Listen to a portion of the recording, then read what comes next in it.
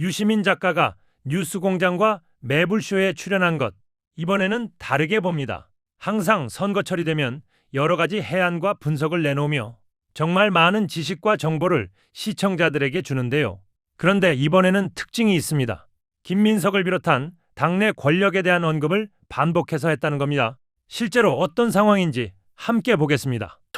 제 입으로 얘기해서 좀 그렇긴 한데 저는 근데 그런 생각은 또 갖고 있어요. 저는 뭐냐면 이제 소위 뭐 진보 진영의 스피커 또는 뭐 이재명 정부를 지지하는 스피커, 저는 그분들을 단 한 번도 비판하지 않습니다. 왜냐? 어찌됐든 가치가 방향성은 같다고 저는 생각하는 사람이기 그렇죠. 때문에 그래요. 아무리 그래도 국힘보다는 나니까. 그러니까. 그런데 좀 안타깝게 막 여기 막 서로가 막 공격하고 하면서 사람들을 피곤하게 하고 관심을 멀어지게 하고 막 그런 게 좀 저는 개인적으로 좀 안타깝긴 하거든요. 근데 앞으로도 저는 그런 분들을 저는 비판할 생각이 없어요. 앞으로도. 그래서 저는. 그런 방식으로 이 적대적 관심을 갖는 분들에게 가장 좋은 태도는 뭐냐면 그분들을 향해서 할 수 있는 가장 좋은 태도는 우호적 무관심이에요. 우호적 무관심. 너무 관심을 갖기 시작하면 같이 파괴되는 거예요. 네. 그렇죠. 최욱 앵커님도 내가 보기에 너무 스트레스 받지 마시고 너무 우호적 스트레스. 무관심. 아. 나름대로 이거 했겠지. 우호적 사랑까지 가겠습니다. 사랑까지 네, 가겠습니다. 거듭나겠습니다. 우호적 사랑까지 가겠습니다. 그 현상이 이런 예. 댓글에 관심을 보여주니까 예. 매불쇼 게시판이 특별히 더 복잡하거든요. 제일 복잡합니다. 그러니까. 전국에서 가장 복잡한 곳입니다. 여기가. 아니 사실 이제 네. 그 댓글에 관해서 연구한 사람들도 있어요. 예. 연구한 사람들 얘기 들어보면 댓글을 무방비 상태로 두면 댓글은 공론장이 아니다는 거예요. 아 그렇죠. 그래요? 네. 와 그러면 내 철학이 깨지는데. 음, 그런 다양한 연구 결과는 맞습니다. 예. 쉽게 말하자면 저기를 공론장이 되게 하려면 최소한의 조건을 가지고 일정한 정리가 필요하다는 거죠. 그러니까 필터링이 안 되면 그건 공론장이 아니라는 거예요. 아 그런가요? 그건 폭력의 장소지. 와 그러면 내 철학이 이거 네. 깨지는 순간입니다. 지금. 예. 저도 이제 최욱 앵커의 생각과 조금 다른 부분이 아. 악화가 양화를 구축하는 경우가 많습니다. 아. 예. 아, 실제로 내용이나 이런 수준이나 이런 것들이 굉장히 폭력적이고 네. 때로 몰려다니면서 똑같은 얘기를 반복해서 올리고 그렇습니다. 하잖아요. 네. 그게 그런 모습이죠. 그렇죠. 공론을 토론을 하자는 태도가 아니잖아요. 이게. 그냥 막 악을 쓰는 거지 들어와가지고. 그러니까. 근데 여러분이 생각하는 뭔가가 있는데, 근데 이 방식은 나는 단 한 명도 설득을 못할 것 같거든. 네. 여러분이 막 여기 와갖고 뭐 조불쇼 가증스럽다 했어 하고 계시고 나는 근데 그것도 나는 나의 어떠한 권한으로 이것에 개입하면 안 된다는 생각을 그동안 갖고 왔던 예. 사람이에요. 근데 이렇게 해가지고 단 한 명이라도 이분들 생각을 설득할 수 있을까? 아, 나는 저도 전혀 이제 안될것 많이 같은데. 그런 문자나 그런 봤거든요. 메일이나 이런 거 봤거든요. 그러니까 교수님을 평상시에 뭐 10년 전부터 5년 전부터 사랑하고 좋아하고 존경했는데 왜 이런 행동을 하느냐 예. 이렇게 하느냐 보내는 분들 많아요. 맞아요. 그러는데 그럴 때마다 저는 항상 이분들도 이유가 있겠지. 그러니까 우호적 무관심. 네. 저는 그 정도에서 끊습니다. 저는 특별히 뭐 제가 정치에 직접 관여하는 사람이 아니기 때문에 네. 그럴 수 있는가는 모르겠는데 정치에 관여하다 보면 어쩔지 모르겠어요. 방송하거나 그러면 또. 네. 근데 저는 하여튼 그런 환경이고 네, 오늘 네. 주제로 들어가 자, 볼까요? 오늘 주제로 들어가겠습니다. 죄송합니다. 아니 이거 오늘 정치의 가장 어찌 보면 정치적 과정 중에서 가장 하이라이트 해당되는 날이잖아요. 그렇죠. 네, 오늘이 투표일이니까. 어찌 보면 좀 축제처럼 이루어져야 되고 그렇습니다. 오늘 어떻게 보면 좀 더 즐거운 날이어야 되는데 그렇죠. 항상 많은 사람들이 이렇게 좋은 날 이렇게 많은 염려를 할까 이제 그런 생각이 들다 보니까 최고 앵커가 저한테 왜 사람들은 정치를 혐오하거나 정치를 싫어하거나 정치를 따라하려고 하는가 이런 말씀을 드렸는데 약간, 그런 사람들을 또 미덕으로 알아요. 예, 약간 네. 공부를 좀 해볼 필요가 있는 것 같아요. 그래서 지난번에 제가 정치란 말은 원래 우리가 쓰던 말일까? 최근에 만들어진 말일까? 정치. 쉽게 말하면 정치라는 말의 한자를 알면 뜻을 알게 될까? 한자를 알면 뜻을 예. 알 수 있을까? 저걸 토론한 적 있잖아요. 아, 그러니까 정치란 말은 조선시대 때 조선시대의 학자들은 아는 말일까 모르는 말일까? 조선시대 학자들은 몰라. 그렇죠. 다 모르는 그때는 말이에요. 통치가 있었겠지. 예, 통치란 말도 없었지만 없었어? 정사라는 말은 그렇죠. 있어요. 정사. 정사. 예. 예, 정사란 말을 주로 썼죠. 네. 그러니까 정사 정자에다가 다스릴 치자 쓰는데 네. 이걸 안다고 해서 정치를 아는 건 아니에요. 그러면 원래 뜻으로 들어가 보면 동양에서는 오랫동안 정치는 뭐 하는 건가? 정사는 뭐 하는 건가예요. 그럼 공자가 항상 우리가 어릴 때부터 아마 한자 공부 좀 듣다 보면 이런 말 많이 들어봤을 거예요. 군자와 소인배를 나누잖아요. 예. 군자와 소인배. 군자와 소인배. 네, 군자와 소인배 많이 들어봤죠. 저는 많이 들어봤어. 그 구분에 동의하지는 않아요. 하지만 동양 고전에서 논어에도 많이 모든 고지에 다 등장해요. 그러면 군자란 뭐냐? 정치하는 사람이에요. 그렇죠. 군자가 한마디 오늘 요즘식으로 표현하면 정치하는 사람이에요. 세상에 나가서 세상을 바꾸기 위해서 네. 자기의 지식과 군자는 경험을 정치하는 쏟아내는 사람이에요. 오. 그래서 조선시대 유학자들은 네. 무조건 내가 학식이 높다는 것보다 더 중요한 게 뭐예요? 정사에 참여하는 거예요. 그래서 복사한다고. 북창선비라고 그랬어요. 왜 북창선비냐?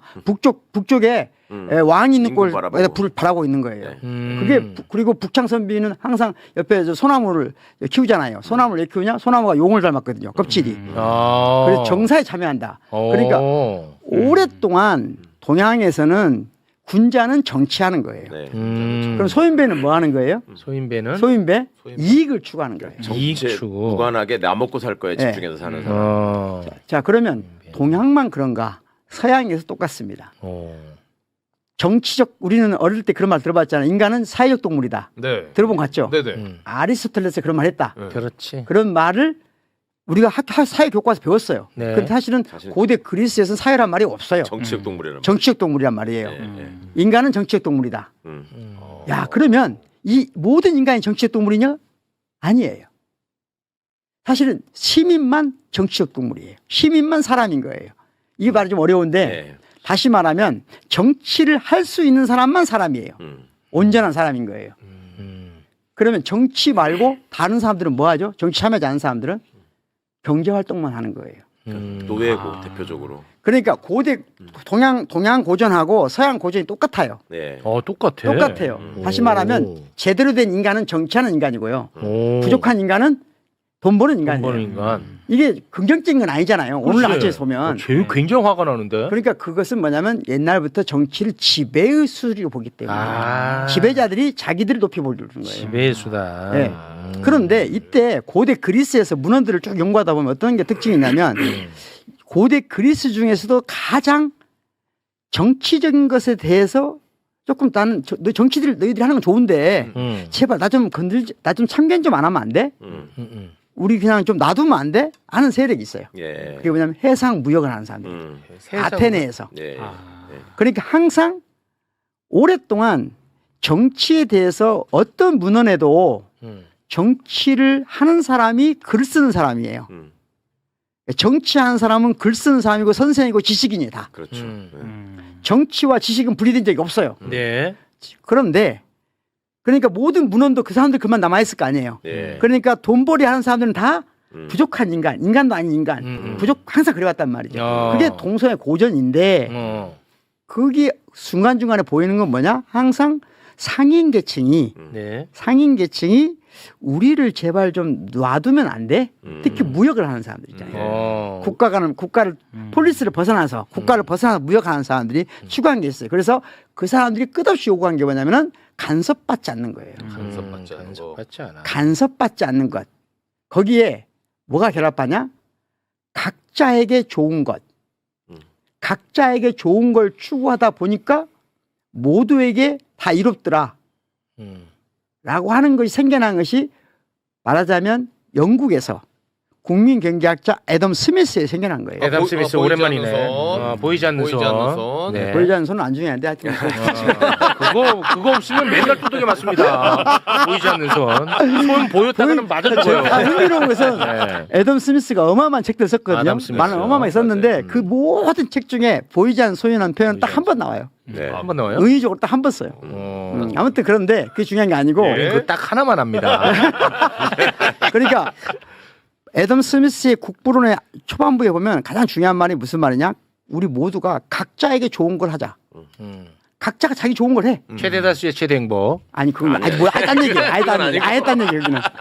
거기는 이제 공리주의고 각자에게 좋은 걸 하다 보니까 그러니까 오늘 밤 우리가 이 안락한 식사를 할 수 있는 것은 이 식사에 소고기를 기른 사람, 물을 기른 사람, 뭐한 사람들이 좋은 일을 위해서 모두에게 좋은 일을 위해서 일한 게 아니고 각자에게 각자. 좋은 일을 하다 보니까 그렇지. 각자 도생이라고 하죠. 그 각자의 좋은 일을 하다 보니까 네. 모두에게 좋다는 거예요. 모두에게 좋더라. 옳지. 그게 말하자면 국부론, 즉 국가가 경제의 주체가 된 최초 사건이에요. 예. 이전까지는 국가는 경제를 감당하는 게 아니에요. 그럼 뭘 담당했을까요? 정치만 하는 곳이에요. 국가는 철저하게 정치하는 곳이에요. 그럼 경제는 어디서 하죠? 가족이 경제하는 겁니다. 아, 가족의 수장이 경제를 책임지는 거예요. 오케이. 그러니까 가족을 벗어난 경제는 없어요. 그건 시장이 없거든요. 말이 좀 어려운가 지금 내용이? 아니야, 그런 느낌이 드네요. 여기까지는 괜찮은데 예, 조금 예. 빨리빨리 좀 짧게 자, 짧게 그러니까 합니다. 다시 말하면 이제까지는 즉 시장이 생기기 전까지는 시장이 생기기 전까지는 정치란 지식인, 지식인. 지배계층이 하는 거예요. 그렇지. 그리고 경제는 쉽게 피지배계층이 하는 거예요. 소인배들. 그런데 글로벌 경제, 즉 국가가 경제의 주체가 생기는 순간 순간. 상품이 글로벌 교육이 되잖아요. 그렇죠. 이 순간부터 정치의 핵심이 경제적인 게 들어오기 시작하는 거예요. 아, 네. 그때부터 경제가 중요해요. 경제가 정치의 중심이 되기 시작해요. 오케이. 정치와 경제가 섞여요. 그러니까 다시 말하면 경제인이 정치의 주도적인 세력이 되는 거예요. 아, 경제인이. 그게 부르주아 혁명이라고 하는 거예요. 아, 부르주아 혁명. 부르주아는 뭐냐? 돈을 벌어서 돈을 벌어서. 예전에는 시민이 아니었는데 돈을 벌어서 시민이 된 사람을 부르주아라고 그래요. 그래요. 시또왕은 원래부터 계급적으로 시민이에요. 아까 정치하는 시민. 그러니까 이게 우리가 시민 그러면 우리나라 사람들은 시민 그러면 그냥 모든 사람인 거라고 생각하잖아요. 네네. 근데 서양에서는 시민은 한마디로 우리 식으로 말하면 양반이에요, 그냥. 오케이. 양반으로 이해해야 가장 쉬워요. 귀족 그러니까 양반. 예, 서양에서는 그냥 시민 양반이에요. 나머지 사람들은 서양에서는 노예거나 신민이에요. 신민. 자, 그러다가 돈 벌면 부르주아 되는 거고. 그렇죠. 근데 그 부르주아가 정치의 중심에 등장하기 시작한 것이 프랑스 혁명이에요. 그게 프랑스 혁명이야. 그리고 오늘날의 체계는 바로 그 프랑스 혁명의 체계를 이어받고 있는 거거든요. 프랑스 혁명. 오케이. 그러니까 두 가지 정치 세력이 충돌하는 거예요, 지금은. 모든 이번 선거도 저는 그렇게 보는데 근본적으로는 자, 오랫동안 정치적인 논리, 즉 서로에게 모두에게 좋은 걸 찾아가는 거거든요. 그러니까 우리 모두에게 좋은 게 뭐야? 이거 고민하는 게 정치로 생각하는 사람들. 아니야. 그런 정치는 기만적이야. 각자에게 좋은 것이 좋은 거야.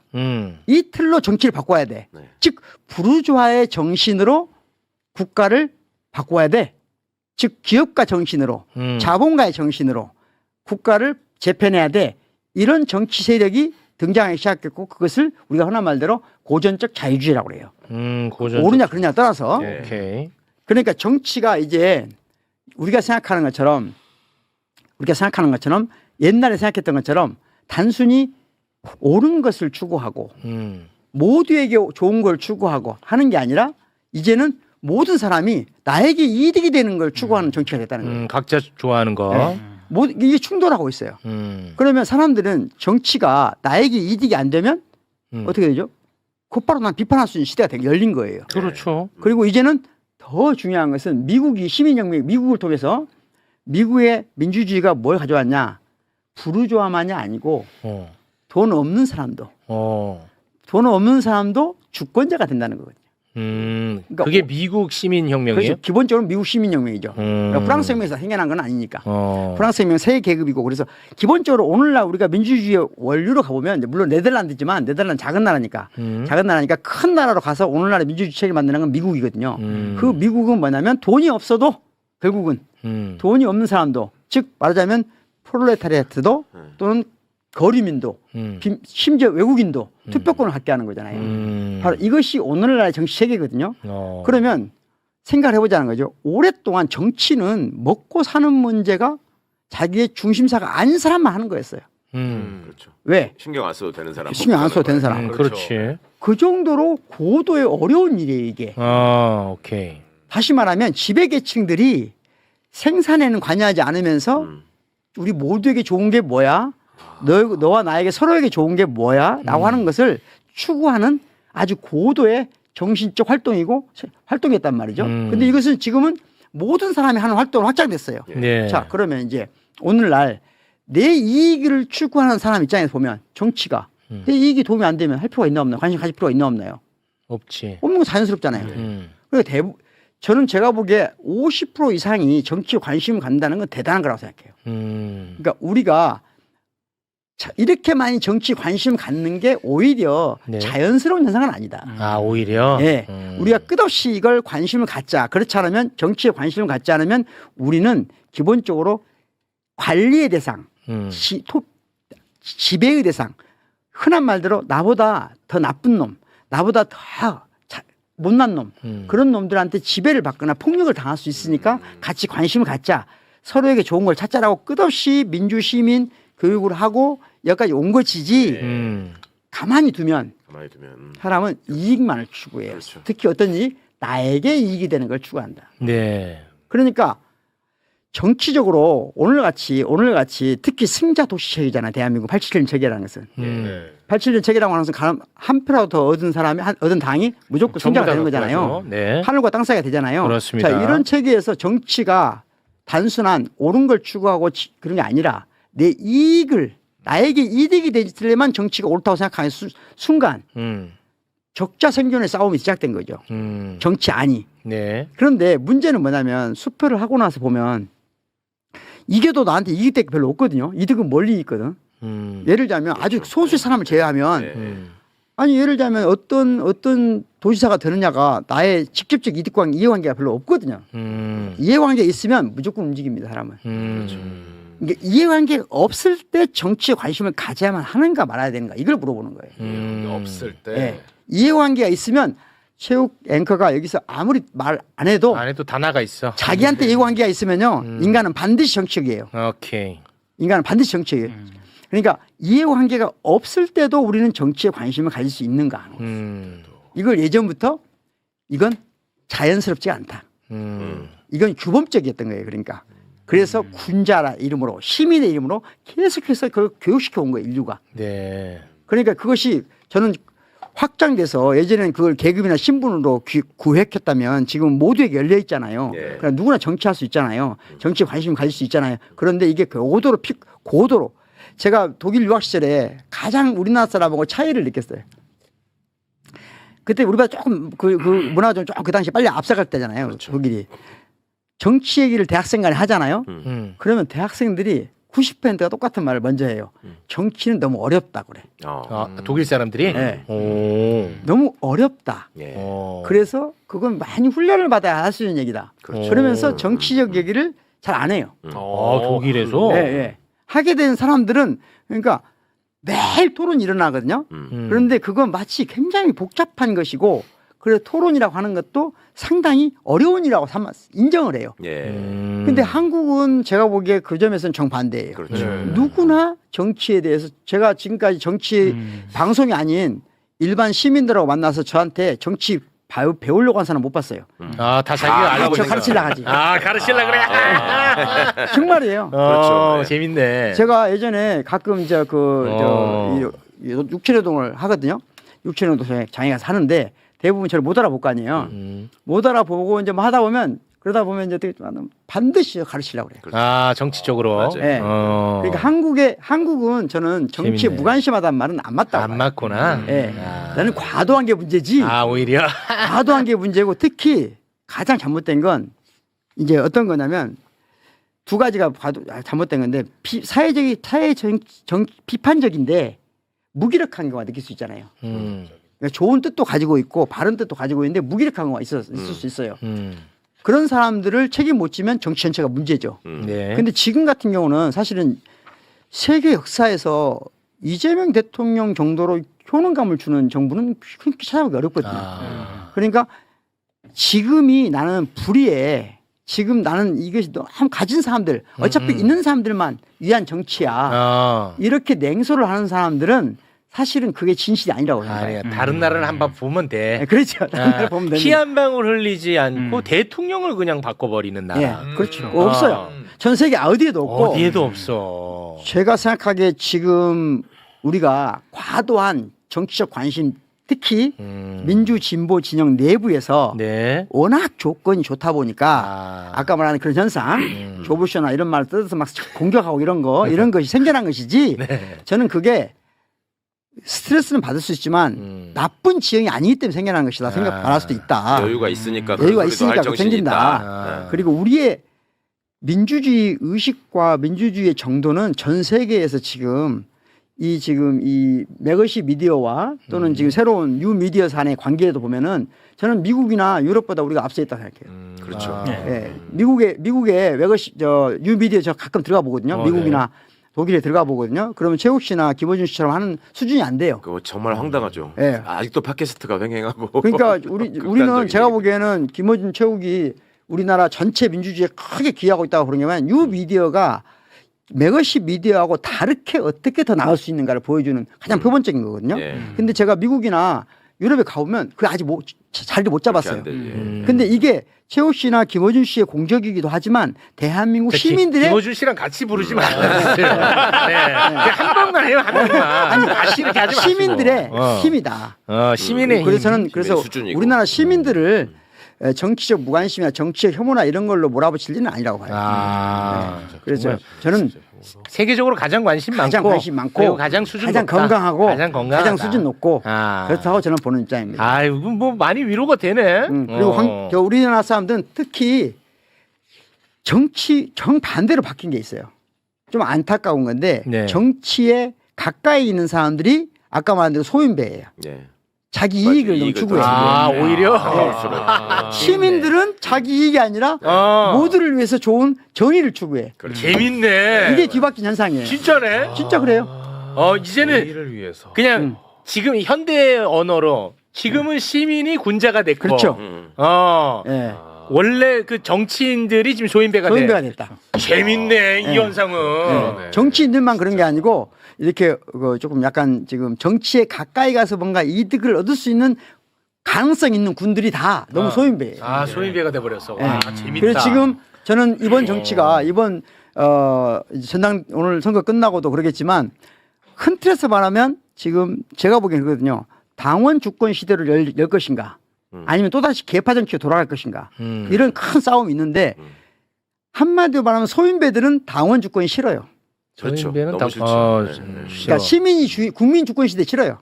그 괜히 피곤해지지. 국민 주권, 당원 주권 싫습니다. 피곤해. 왜냐면 그렇게 해가지고 내가 여기서 이익을 추구하는 게 너무 어려워요. 그런데 개파나 일정한 당파를 가지고 타고 들어가면은 라인만 잘 쓰면 돼. 라인만 타면 되거든요. 그러네. 그러니까 그런 지금 저는 민주당 내에서 뭐 이런저런 싸움도 그 싸움이라고 보고 있고 그래서 이후에도 그런 싸움은 계속될 것이다. 계속돼요? 예. 그만해 이제 싸움. 아니 계속될 거다. 그만해. 이제 나는 조금. 그런데 절대로 현재 대한민국이 지금까지 걸어온 길을 보면 저는 국민이 이기고 당원이 이긴다고 봅니다. 결국은 결국 집단지성이 이긴다. 예. 그리고 왜냐하면 이익을 추구하는 자와 예. 정의를 추구하는 자는 항상 결론은 대한민국 역사는 여기까지 온 데는 예. 정의를 추구하는 세력이 있기 때문이에요. 그러니까 예전에는 재밌네. 국힘은 항상 이게 가장 편하거든요. 국힘은 지금 저렇게 지지멸멸해도 있잖아요. 나중에 대선이 가까우잖아요. 적도 뭣도 없어요. 무조건 우리 편에 데려와서 대선 이길 수 있으면 데려옵니다. 네. 수수깡이라도 데리고 와. 왜냐하면 그렇습니다. 그건 이익연합이기 때문에 그래요. 거기는 그야말로 소인배 가장 나쁜 소인배들의 결합체예요. 거기는 소위 원래 그런데 민주당은 안 그랬거든요. 소인배보다는 그 커지다 장사의 보니까 신. 커지다 보니까 장사들은 잘해. 장사의 신들이야. 근데 민주당의 영역이 넓어지다 보니까 재밌네. 민주당도 이제 그 안에서 그렇죠. 네 이익을 추구하는 그런 사람들이 불가피한 거고 그걸 꼭 나쁘게 볼 필요는 없다. 불가피하다. 자연 현상이다. 자연 현상 또 이게 또 거기에 대해서 또 깊이 들어가면 또 갈라치기 하냐 또 그럴 난리 필요가 납니다. 없다는 또 거예요. 그럴 그럴 필요 필요가 없어. 게시판이나 댓글에서 나오는 이런 어떤 그 표현 같은 거를 봐도 저는 두 가지를 느끼거든요. 이분들이 이걸 통해서 효능감을 느끼고 싶어 해요. 그러니까 열심히 쓰는 거예요. 뭐 이 그렇겠죠. 바쁜 시간에. 네, 맞아요. 근데 그 효능감의 실체가 뭘까를 생각해 보면 첫 번째는 내가 소수인데 다수처럼 보이고 싶어하는 욕망이 있어. 자기들도 자기가 소수라는 걸 알아. 그리고 왜냐하면 설득력이 없다는 걸 알거든요. 이거는 그냥 뭐 비명이지 무슨 설득이나 토론이 아니잖아요. 그러니까 그걸 알아. 그다음에 또 하나 느끼고 싶어하는 효능감은 이거를 바라보는 사람이 긁혀가지고 반응하는 거를 보면서 쾌감을 느끼는. 그러니까 다른 데서 자기가 오프라인에서는 그런 영향력을 미칠 수 없거든. 그렇죠. 근데 여기서는 소위 말해서 알려진 사람, 유명한 사람들 상대로 그런 거를 이끌어낼 수 있다는 쾌감. 아, 그럼 더 해드릴게 제가. 그러니까 예를 들자면 저 같은 경우는 이번 이제 저는 광주에서 주로 살아서 그런지는 모르겠어요. 그런 특징이 있는가 모르겠는데 제가 이번 선거를 볼 때 가장 크게 생각하는 건 저한테 관심은 이재명 대통령이 하고자 하는 정책 중에 이 지방선거 관련해서 가장 핵심이 뭘까? 그것은 수도권 1국 체계에서 그렇지. 5국 3특으로 가자는 5국 거잖아요. 3특 가줘야 돼. 그럼 5국 3특으로 갈 수 있는 선거가 되게 하는 거잖아요. 그것만이 우리의 미래야. 가장 중요한 문제잖아요. 그렇죠. 나머지 것들은 그렇게 중요한 문제가 아니거든요. 맞아요. 그게 우리의 미래입니다. 그게 바뀌는 것은 다 아까 말한 대로 소인배들이에요. 소인배들은 그게 안 보여요. 아. 그리고 저는 딱 그 한 문제하고 그 다음 문제가 이제 교육감 선거가 네. 아주 중요한 선거인데 진짜 이거 안타깝다. 교육감 너무 선거가 관심을 못 받고. 이 선거가 끝나면 바꿔야 된다. 바꿔야 돼. 반드시 바꿔야 된다고 생각합니다. 이건 맞습니다. 정말로 교육을 냉정하게 말하면 진보 보수 모두가 방치하고 있어요. 방치해. 맞아요. 에이그. 진보에도 커다란 책임이 있습니다. 책임이 커. 예, 큽니다. 그래서 일단은 이번에는 진보 교육감으로 가는데 책임은 만들어 놓고 책임을 지어야 돼. 네, 그래서, 맞죠? 네, 맞아요. 아. 그래서 이번 선거에 지금 아직 1시간이라도 남은 시간에 투표에 관심을 갖고 싶다. 그러면 정말 리가 아니라 정의를 원한다. 의를 원한다. 그러면 5국 3특에 맞는 후보가 누군가? 그게 핵심이야. 우리의 미래야. 진보 교육감이 누군가? 음. 나머지 생각은 좀 잡스럽다고 생각해요. 저는 네. 개인적으로는 맞습니다. 좀 근데 방금 잡스럽다.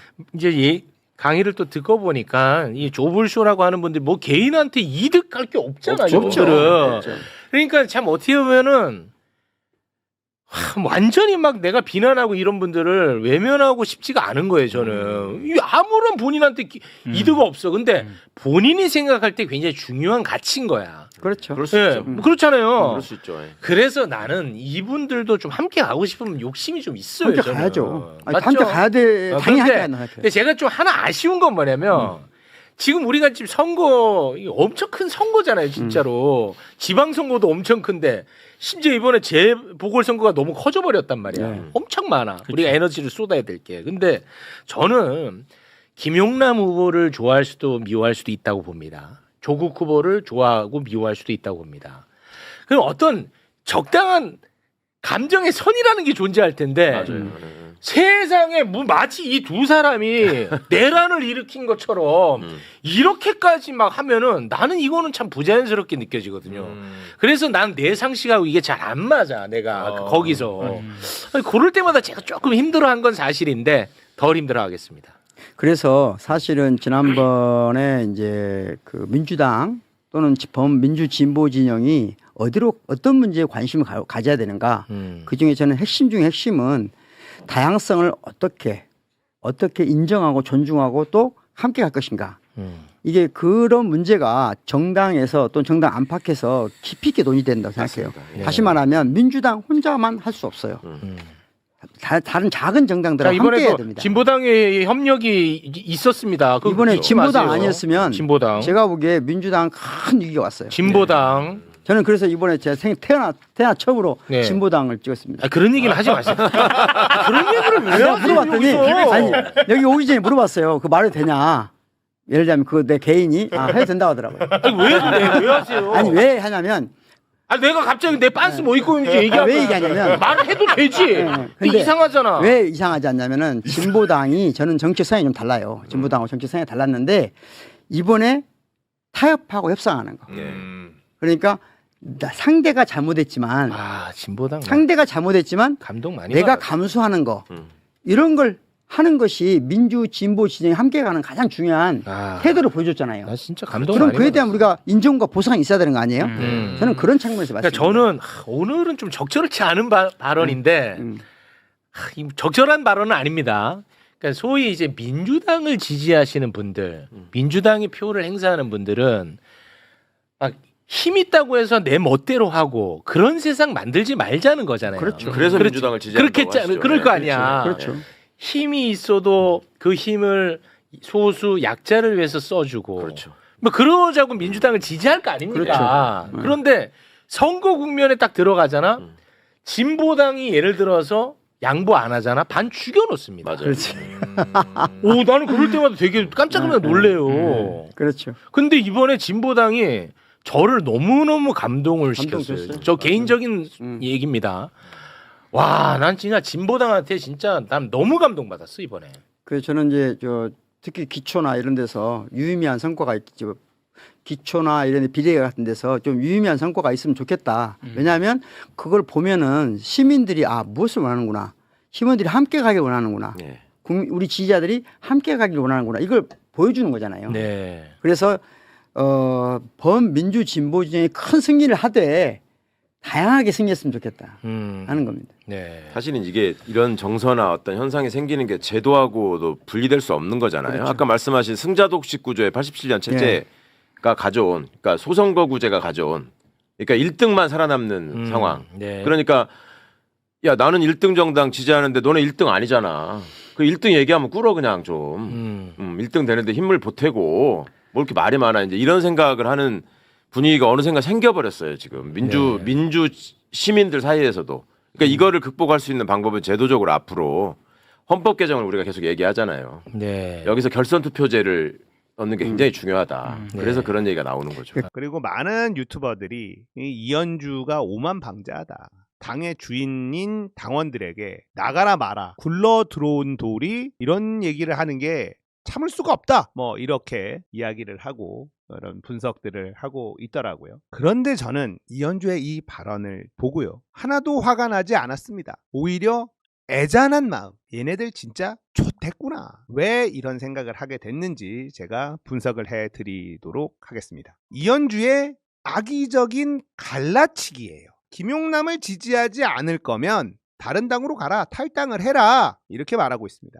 그런데 그 사이에 문재인을 지지하면서 이재명을 지지 않는 사람들 이 말을 슬쩍 끼워 넣었어요. 이게 굉장히 악의적인 겁니다. 뉴 이재명 친석계 놈들은요. 지금 문재인 없이는 아무 장사도 할 수가 없어요. 그래서 슬그머니 문재인을 끼워 넣는 겁니다. 김용남을 지지하지 않는 사람들은 친문 세력, 조국을 찍어주는 사람들은 친문 세력 이렇게 규정 짓고 싶은 겁니다. 이들이 말하는 친문 세력은요. 이재명을 지지하지 않는다가 전제에 깔려 있는 겁니다. 자, 조국을 찍은 사람들이 이재명을 싫어하는 친문 세력들이다. 이렇게 규정 짓지 않으면요. 친석계 놈들, 뉴 이재명 놈들이 민주당에서 설 자리가 없어집니다. 이현주의 페이스북을 제가 좀 살펴봤어요. 김용남의 누나, 이 녹음 파일이 공개된 이후에는요. 이현주의 페이스북에 김용남 언급이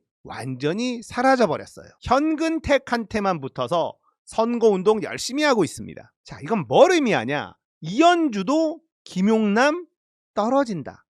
이 생각을 갖고 있는 겁니다. 그래서 거리두기를 하는 거예요. 기회주의자니까 이현주가 김용남 거리두기 하는 건 뭐 당연한 수순입니다. 아주 자연스러운 일인 거죠. 자, 그렇게 이현주는요. 김용남과 거리두기를 하고 있다가 갑자기 함돈균 채널에 출연을 해서 김용남 지지 안 할 거면 탈당해. 이런 말 같지도 않은 개소리를 했단 말이에요. 저는 여기서 이들의 절박함을 느꼈습니다. 친석계 놈들은요. 이미 김용남의 패배를 직감했어요. 그러면 그 다음 스텝은 뭘까요? 그 다음 전략은 딱 하나입니다. 합당 반대. 조국을 떨어뜨리려는 것도 합당을 막으려는 거예요. 자, 합당 반대는요. 절대 양보할 수가 없는 거거든요. 근데 합당을 반대하려면 명분이 있어야 되잖아요. 그 명분을 쌓기 위해서 함동균 채널에 출연해가지고 저런 개소리를 늘어놓은 거예요. 차기 전당대회에만 관심이 있는 이 친석계 뉴 이재명 놈들. 왜 탈당해라 이런 말을 한 것이냐, 그리고 왜 문재인을 언급한 것이냐. 여기가 핵심이에요. 김관영을 밀고 있고 김용남을 밀고 있습니다. 이 둘은 서로 같은 선상에서 지지할 수 없는 인간들이죠. 민주당 후보인 김용남을 지지해라 이러면서 무소속 후보인 김관영을 지지한다 이러고 있는 거잖아요. 모순이지 않습니까? 그런데도 하고 있잖아요. 이놈들은요. 이 둘은 낙선합니다. 대한민국 민주시민들이요. 그렇게 만만한 사람들이 아니에요. 김관영과 김용남이 낙선을 하게 되면요. 친석계 놈들의 차기 전당대 플랜이 완전히 망가집니다. 그러면 어쨌든 다음 전략을 짜야 되잖아요. 뾰족한 수가 없어요. 뉴 이재명 세력이 당을 장악해야 하는데 가장 걸림돌이 뭐냐? 바로 기존의 당원들입니다. 그리고 1인 1표제예요. 이걸 제거하기 위한 빌드업, 이걸 해야 돼요. 기존의 당원들이 그대로 존재를 하고 그대로 인정을 받고 1인 1표제가 있는 한 얘네들이 당권을 잡는 일은 불가능합니다. 그래서 1인 1표제를 없애고 당원들의 힘을 빼는 일, 이게 친석계 놈들이 가져갈 전략이라는 거예요. 그렇게 하려면 뭘 해야 되냐? 기존 당원들의 신뢰도를 떨어뜨려라. 이 작업이 최우선 선행돼야 되는 일입니다. 조국이 당선이 됐어요. 그건 이재명을 지지하는 당원들보다 문재인을 지지하는 당원들이 많다는 것을 의미하는 거다. 이렇게 우기기 시작할 겁니다. 아까 이현주가 문재인 대통령 발언한 것, 의미가 있는 거예요. 문재인을 지지하면서 이재명을 지지하지 않는 사람들. 대부분의 민주당원들은요, 김대중을 지지하고 노무현을 지지하고 문재인을 지지하고 이재명을 지지해요. 우리는 친노이고 친문이었다가 친명이 된 사람들입니다. 그런데 이현주는 굳이 딱 꼬집어서 문재인을 지지하고 이재명을 지지하지 않는 사람들이라고 이야기를 해요. 이게 핵심인 겁니다. 조국이 당선됐어? 민주당 내의 당원들이 이재명 지지하지 않고 문재인 지지하는 사람들이 너무 많아. 이 증거로 조국 당선을 내세울 거라는 거예요. 그래야 앞으로 당원들이 결정하는 것, 이걸 흔들 수 있으니까요. 당원들 중에 친문 세력이 너무 많아서 당원들이 의사결정을 하게 되면 이재명 정부에 피해를 줄 수 있다. 이 논리를 세우는 겁니다. 그래서 이현주가 한 바로 저 발언은요, 김용남이 떨어졌구나, 이걸 염두에 둔 발언이라는 거예요. 그냥 발악을 하고 있는 겁니다. 지금 현재 답이 없거든요. 자, 요즘에 커뮤니티를 돌아다녀 보는데요, 슬슬 통일교 이야기가 나오기 시작합니다. 자, 이것도 당원들에 대한 신뢰도를 훼손시키기 위한 작업이에요. 제가 신천지 통일교 민주당원 등장시킬 거다 예언해 드렸죠.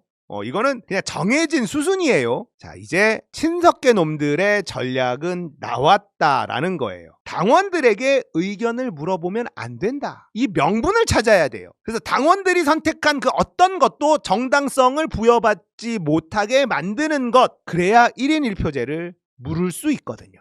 얘네들이 노리는 건 바로 이겁니다. 당원들의 신뢰도를 훼손시켜서 1인 1표제를 무력화시켜라. 이놈들은요, 민주당이 완전히 망가져도 상관없는 인간들이라는 겁니다. 자신들의 권력을 유지할 수만 있다면요, 민주당의 시스템이 어찌 돼도 관심 없는 인간들이에요. 한마디로 얘기해서 국힘에서 정치해야 되는 인간들이 이 친석계 놈들입니다. 민주당에서 나가야 되는 놈들이죠. 자, 조국의 당선을 친문 세력들로 오염된 당원 때문이다, 이렇게 몰고 갈 것이고요. 동시에 신천지 통일교 민주당원을 등장시킬 겁니다. 자, 이러면 당원에게 의사결정을 맡길 수 없다, 이런 여론이 만들어질 거다라고 믿고 있는 겁니다. 당연히 하바리 유튜버들이 이런 상황을 키우는데 동원이 될 겁니다. 한겨레, 오마이뉴스, 한국일보, 경향, 그리고 이동영, 그 밑에 김용민 목사, 최진봉, 온 하바리 유튜버들, 신인규 다 이 주장을 할 거예요. 당원들에게 의사결정을 맡겨서는 안 된다. 1인 1표제를 무력화시켜야 하니까요. 총력전을 펼칠 겁니다. 이제 이현주가 김용남을 지지하지 않을 거면 당을 떠나라, 이 말을 한 이유, 이제 좀 납득이 되십니까? 그 사이에 문재인을 지지하면서 이재명 지지하지 않는 사람들, 이 이야기를 섞어 놓은 것도 이제 납득이 되십니까? 1인 1표제 때문에 얘네들이 죽을 맛이에요. 그래서 당원들을 흔들려고 하는 겁니다. 당원을 믿어서는 안 된다, 이 작업을 치기 위해서 김용남과 거리두기를 해왔던 이현주가 함동균 채널에 나와서 저 발언을 한 거예요. 이제 남은 카드가 이거 하나밖에 없는 겁니다. 당원들을 믿을 수 없다, 당원들에게 당을 맡기면 안 된다. 친석계 뉴 이재명 놈들은요, 외통수에 걸려 있습니다. 다른 전략이 이제는 아예 없어졌어요. 당원들을 모욕하는 것 말고는 남은 카드가 없다는 겁니다. 이해가 좀 되시죠? 근데 우리는 이걸 한번 당한 적이 있다니까. 탈당도 쉽게 안 하고 1인 1표제도 포기를 안 할 거거든. 보세요, 이현주가 이 발언을 시작했고요, 내일 조국 당선되고 나면요 100% 이 얘기 나올 겁니다. 민주당 당원들 중에 친문 세력들이 너무 많다, 이재명 정부 성공을 바라는 사람들이 아니다, 이 얘기를 할 겁니다. 저놈들이요 지금 죽을 맛이에요. 저게 먹히겠습니까? 택도 없죠. 그런데 할 수 있는 게 이거밖에 없다니까요. 이대로 흘러가면 정청래 연임이에요. 얘네들 별다른 힘도 못 써보고 당권에서 아예 멀어질 겁니다. 그러니까 뭐라도 해야 되는 거예요. 얘네들이요 김용남이 이뻐서 지지하는 게 아닙니다. 김관영이 이뻐서 지지하는 게 아니에요. 김용남이 문제 있는 거 친석계 놈들이라고 모를까요? 김관영이 돈 봉투 돌린 거 친석계 놈들이라고 모를까요? 알아요. 그런데도 지지하는 겁니다. 왜?